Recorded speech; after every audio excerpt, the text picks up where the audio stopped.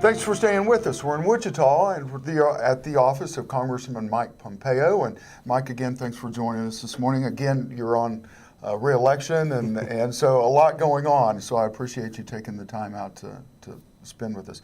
The GMO bill was more than just labeling. I mean, because I think some people may think, well, it was just putting a label on a box. It's a lot more than just putting a label on a box. Yeah, it wasn't about labeling. Ultimately, there's a finite group of people who desperately want to make sure that this technology goes away. So this was a first step. It was the camel's nose under the tent effort to ultimately prohibit the use of this technology. This technology is no different than the traditional role that farmers have played in improving products over time, right? We have lots of efforts to change products, to change crops, to change how we grow cattle that we do because we learn to make them better. Right. We have more protein, resistant to drought. We just become more efficient. We become better at producing the food at an affordable price for the next billion people in the world. And so this is just another technology used to do that, just as safe as the older technologies.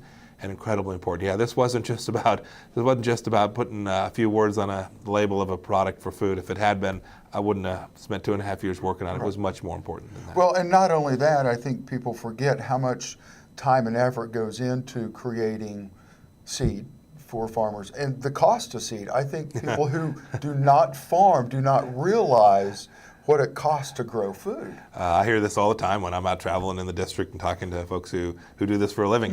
The enormous cost of these inputs, these seeds. And boy, you better get something for that. You better get it. You better get an improved outcome for your crops, more revenue, so that you can continue to make your family farm a success. We watch this assault on the food industry, and we've now been able to find one place at least to push back hard. Right. And I think most people who don't farm and aren't around agriculture, like, I mean, the district you're in and what I do on a daily basis is how affordable food is here in the U.S. compared to anywhere else in the world. Yeah, we do an amazing job. Yeah. We do. Our whether it's folks who are growing or livestock and ranchers, we do a remarkable job of doing this, by the way, in a way that protects the air, keeps our drinking water safe, all of the things that we all want.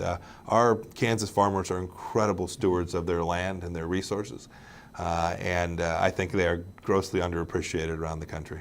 Meat was left off the GMO labeling, Bill, and we've just got about 40 seconds left here. It was, so we had to decide how to define the scope of the products. USDA has traditionally done an excellent job of figuring out how they were going to treat organic foods and non-GMO foods, and so they actually handled that pretty well.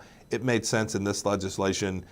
We didn't have the same Vermont problem. It made sense to treat it differently than we did the grown products. Well, and not only that, you look at, say, the Oregon bill where they were talking about wild-caught versus farm-raised salmon. I mean, this could have gone haywire. It could have gone very badly. We should also know it's never over. They'll come back again, and we'll just keep grinding away. Perfect. Thanks for joining us this morning, and next week we're going to have another interview with our Congressman Mike Pompeo. Watching kansasAGreport. We'll see you in just a minute. If you would like to advertise your business on kansasAGreport, give us a call, 785-580-3287.